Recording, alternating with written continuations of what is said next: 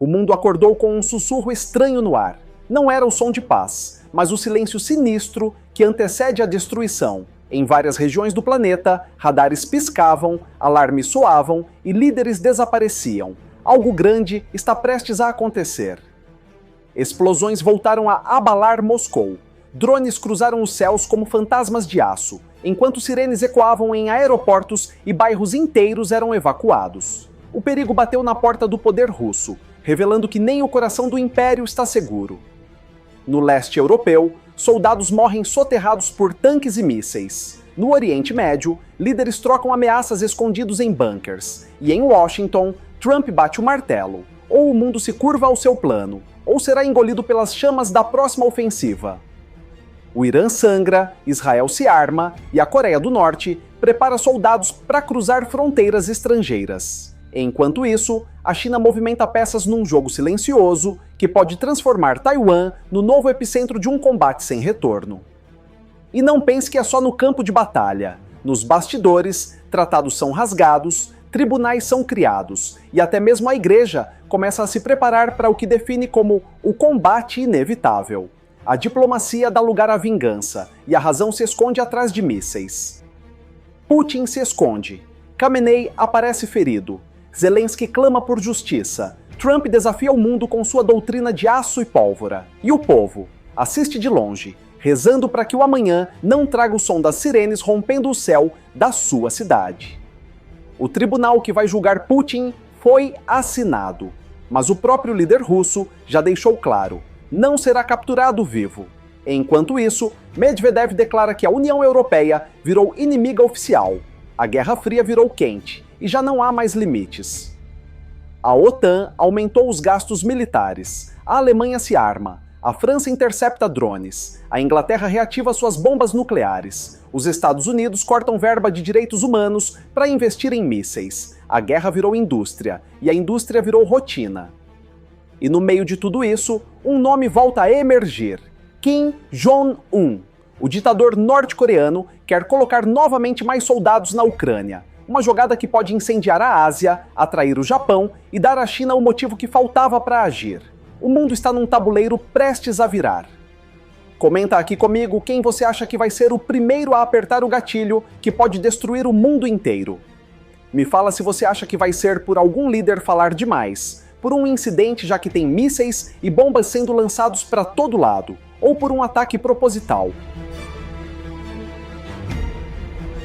Antes de começar o vídeo, só um aviso aos inscritos do canal. Eu tô retomando com o bolão da Mega Sena, que corre no último sábado do mês, onde os inscritos participam totalmente de graça. Basta seguir as instruções que eu coloquei na descrição do vídeo e no primeiro comentário fixado. Lembrando que essa matéria foi baseada nas notícias do Sky News, The New York Times, BBC, The Guardian, Al Jazeera, Sputnik, RT News e Telegram.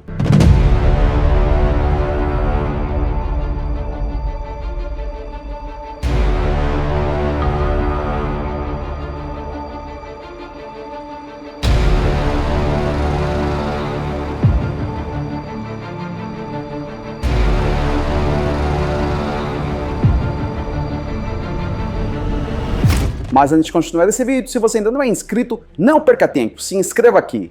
Vale a pena, eu te garanto. E se você estiver vendo da sua TV, é só apontar o celular para o QR Code aqui do lado. Deixe seu like para o YouTube recompensar o núcleo da Terra. Se você curtir muito esse conteúdo, ajude nosso trabalho clicando em valeu.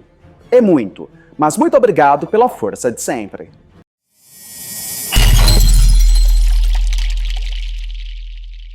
Nas últimas horas, o coração de Moscou tremeu com mais um ataque, que expôs vulnerabilidades. Mísseis e drones cruzaram os céus e causaram explosões perto do aeroporto de Vnukovo, provocando suspensão total de voos por horas e deixando o povo em estado de alerta.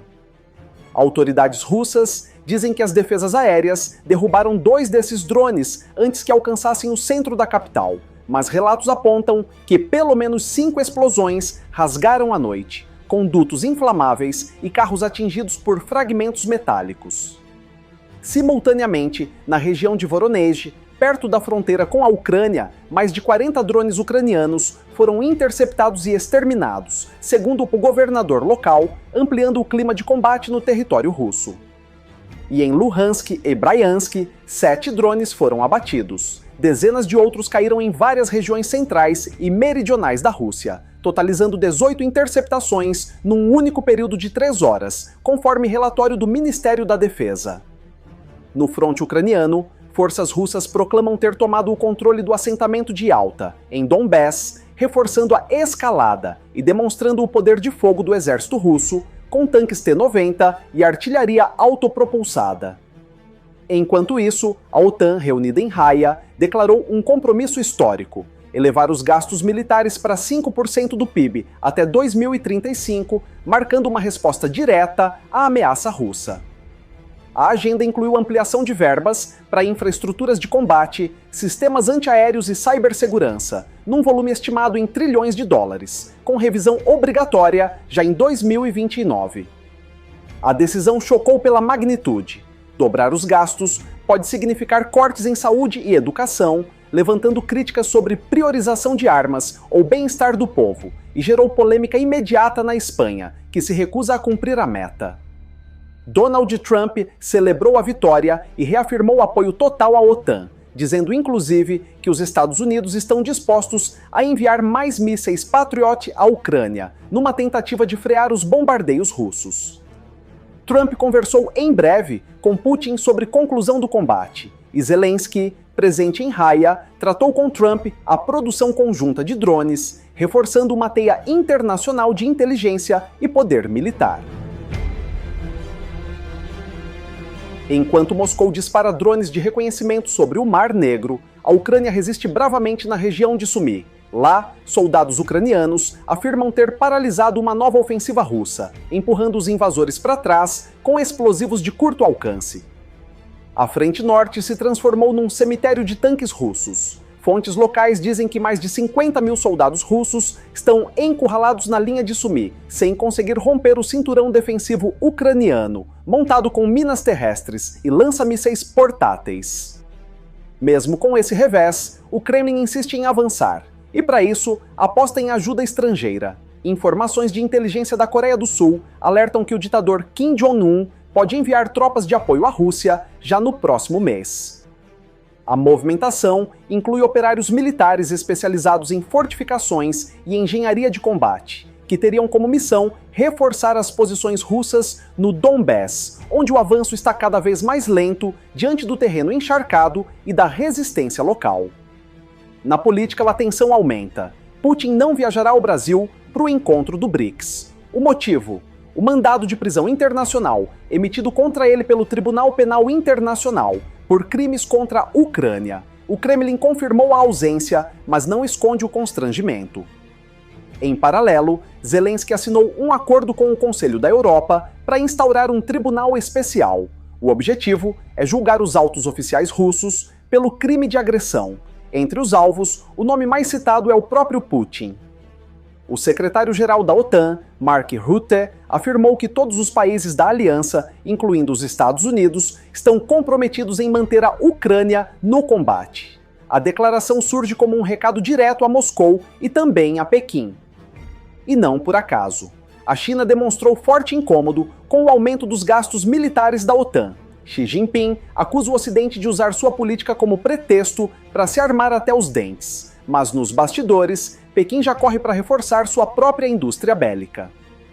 Em Taiwan, os alertas não param. O governo chinês disse estar pronto para lutar contra o separatismo e reforçou as manobras militares na costa leste, simulando um bloqueio marítimo completo. A tensão na Ásia se mistura com o barulho de sabres no leste europeu. E no meio disso tudo, Trump lança mais um alerta. Se a China ousar desafiar os Estados Unidos no Pacífico, haverá resposta imediata. A declaração foi feita ao lado do premier britânico, que agora já fala abertamente em reativar a função nuclear da Força Aérea Real. A reativação do papel nuclear do Reino Unido foi confirmada por Keir Starmer, que também assinou um novo contrato de aquisição de caças F-35A, numa tentativa de reposicionar o país no tabuleiro militar global. O povo britânico, porém, demonstra medo crescente de um conflito direto. A Igreja Anglicana, maior autoridade religiosa do Reino Unido, divulgou nota dizendo que ora pela paz, mas já prepara seus fiéis para um combate que pode envolver diretamente o país. O cenário lembra os tempos mais sombrios da Guerra Fria. Na França, Emmanuel Macron confirmou que militares franceses interceptaram drones iranianos que tentavam atacar alvos israelenses durante os 12 dias de confronto entre os dois países. A revelação só aumenta o peso da participação indireta da França no combate. A imprensa francesa também revelou que a inteligência de Israel contou com o apoio da CIA para identificar posições estratégicas dentro do Irã, algo que o governo americano ainda não confirma oficialmente, mas que movimenta protestos no Irã e nos Estados Unidos. Em Teherã, o regime de Ali Khamenei iniciou uma repressão brutal após o cessar-fogo. Fontes locais dizem que centenas de opositores foram detidos por questionar os custos do conflito com Israel, que destruiu dezenas de instalações militares e científicas iranianas. Khamenei apareceu em vídeo, ferido, escondido e com tom de ameaça. Ele disse que o Irã saiu vitorioso e alertou os Estados Unidos de que retomará os ataques caso bases americanas voltem a ser usadas em território hostil. A ameaça causou resposta imediata da Casa Branca. Trump reagiu dizendo que impediu uma guerra nuclear entre Irã e Israel e afirmou que, se necessário, atacará novamente as instalações iranianas. Segundo fontes militares, as últimas ofensivas americanas usaram ogivas Bunker Busters GBU-57 capazes de perfurar até 60 metros de concreto. O Irã, por sua vez, perdeu parte da capacidade de enriquecimento de urânio, segundo o relatório do órgão de vigilância nuclear da ONU. Mas os radares israelenses seguem ativos, vigiando o complexo de Fordow, onde ainda pode haver atividade subterrânea. A tensão se espalha. No Paquistão, o governo diz que Trump evitou um confronto nuclear entre Islamabad e Nova Delhi. O premier indiano, por outro lado, intensificou manobras militares na fronteira norte, enquanto acusa o Paquistão de violar acordos sobre o rio Indo. No sul da Ásia, a Índia também calcula os ganhos da recente ofensiva contra o Irã. Seus analistas dizem que a instabilidade iraniana favorece os interesses indianos na diplomacia energética, mas temem que a aproximação entre Irã e China vire um problema regional duradouro. Em Israel, Benjamin Netanyahu celebrou o que chamou de vitória histórica após os 12 dias de combate contra o Irã.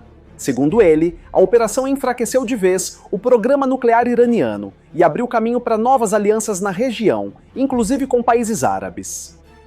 O premier israelense pretende agora expandir os acordos de Abraão e sugeriu que o cessar-fogo seja a porta de entrada para negociações mais amplas no Oriente Médio. Mas nos bastidores, há receio de que o Irã retome as hostilidades a qualquer momento. Fontes de inteligência apontam que Israel também teve como objetivo eliminar Ali Khamenei durante o conflito, mas a oportunidade não teria surgido. O líder supremo iraniano se escondeu em bunkers subterrâneos fortificados com camadas de concreto à prova de mísseis. Esses bunkers, segundo Israel, só não foram destruídos por completo por falta de ogivas termobáricas, que estão em processo de reabastecimento pelos Estados Unidos. O atraso no envio dessas armas pode ter salvo Khamenei por poucos minutos. No campo diplomático, Trump foi acusado por opositores de usar o conflito para fortalecer sua imagem e salvar Netanyahu de seu julgamento por corrupção. O presidente americano nega qualquer interferência no processo, mas diz que não deixará um aliado cair. A União Europeia, por sua vez, adotou silêncio estratégico, mas líderes como Macron e Meloni pressionam Trump a suspender tarifas impostas ao bloco. A retaliação comercial, segundo eles, ameaça a recuperação econômica da Europa após os impactos da pandemia. A Alemanha, aliada histórica dos Estados Unidos, se mostrou inquieta. O ministro da Defesa afirmou que teme que Washington perca o interesse no combate da Ucrânia e declarou apoio incondicional à manutenção das sanções contra Moscou.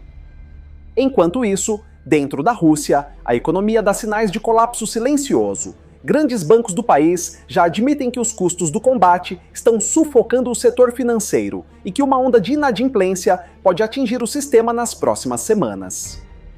Ainda assim, o Kremlin mantém a narrativa de força. Medidas de censura aumentaram nos últimos dias e Dmitry Medvedev chamou a União Europeia de inimiga direta, dizendo que a entrada da Ucrânia no bloco seria um ato de agressão. A declaração ocorreu no mesmo dia em que Zelensky e o Conselho da Europa assinaram o tratado que autoriza a criação do Tribunal Internacional para julgar Putin. O presidente ucraniano disse que todo criminoso deve enfrentar a justiça, incluindo o chefe do Kremlin. A criação do Tribunal Internacional expôs ainda mais a tensão no leste europeu. O Kremlin reagiu com ameaças veladas e redobrou a segurança em torno de Putin, que desde então não apareceu mais em eventos públicos, aumentando os rumores sobre sua saúde e isolamento.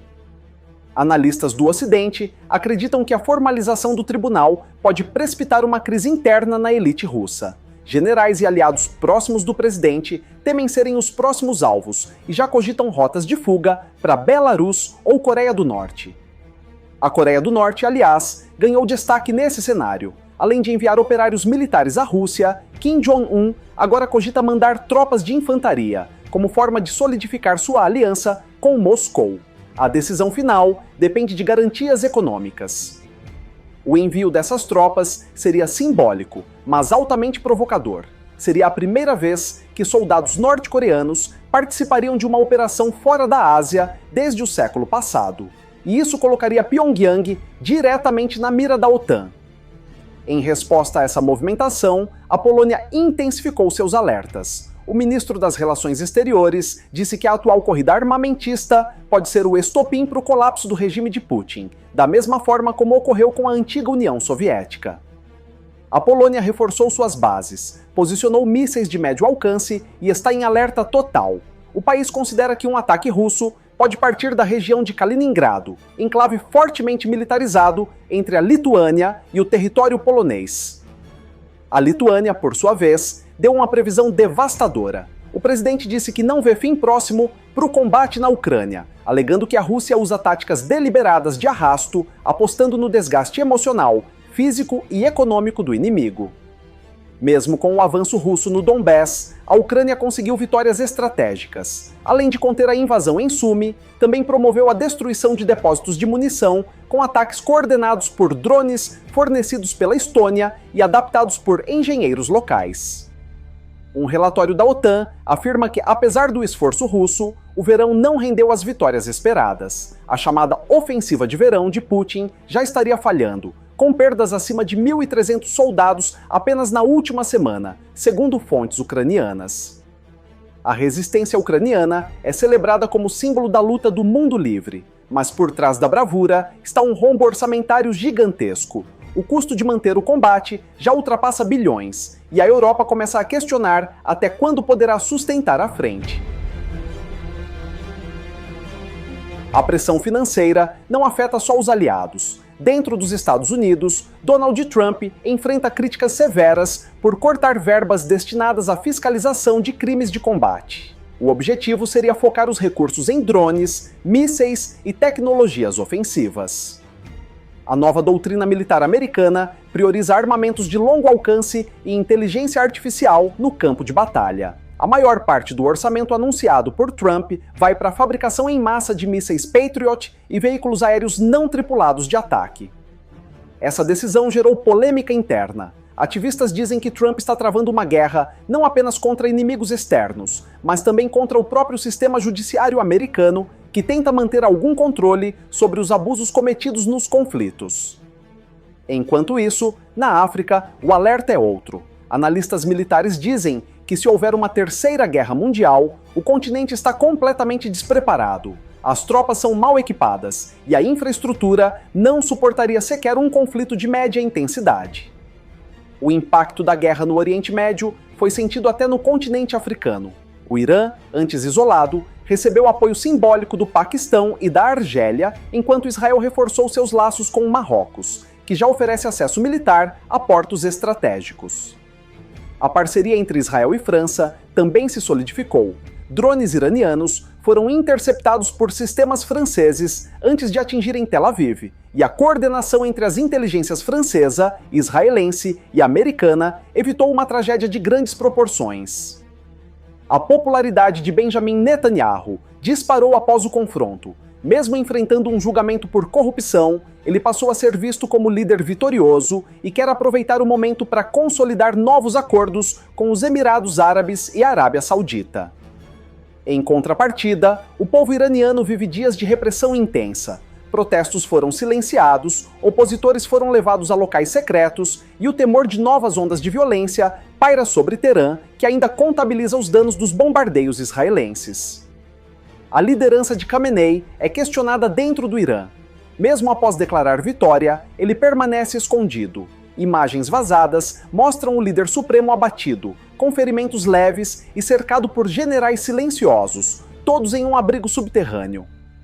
Especialistas acreditam que o Irã só não foi completamente destruído, porque Israel e Estados Unidos interromperam os ataques por pressão internacional. Mas, segundo fontes da Casa Branca, uma nova investida está em preparação, caso Teherã reaja novamente.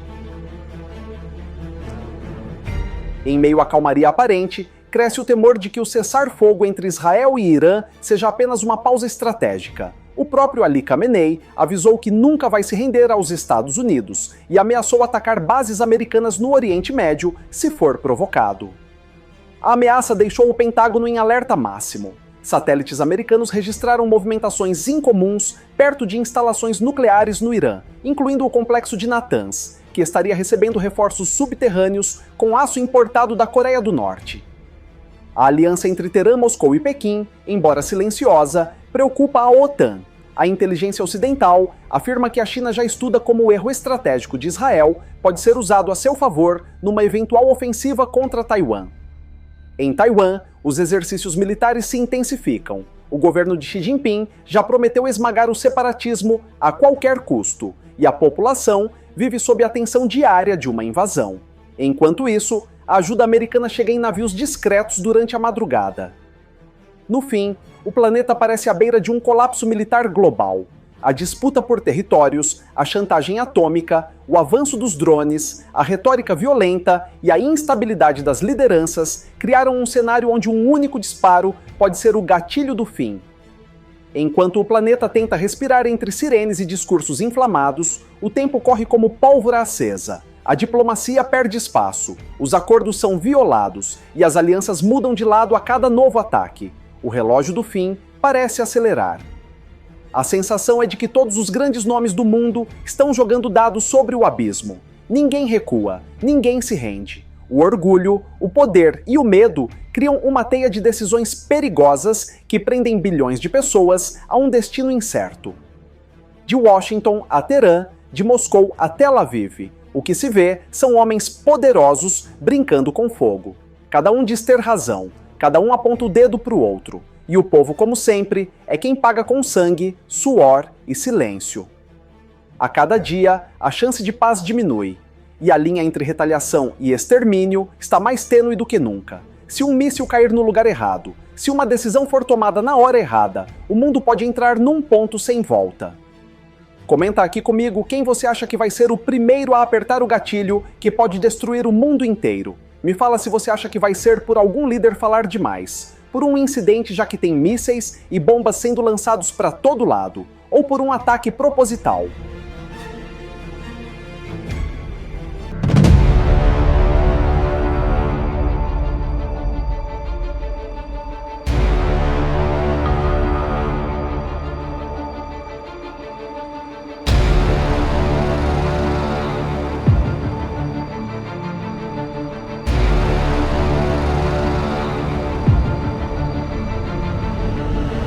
Muito obrigado por chegar ao final de mais um vídeo. Você é demais e eu te agradeço muito por isso. Se você ainda não é inscrito, não perca tempo, se inscreva aqui. Vale a pena, eu te garanto. E se estiver vendo da sua TV, é só apontar o celular para o QR Code aqui do lado. Deixe seu like para o YouTube recompensar o núcleo da Terra. Se você curtir muito esse conteúdo, ajude nosso trabalho clicando em valeu. É muito, mas muito obrigado pela força de sempre. E a gente se vê na próxima matéria.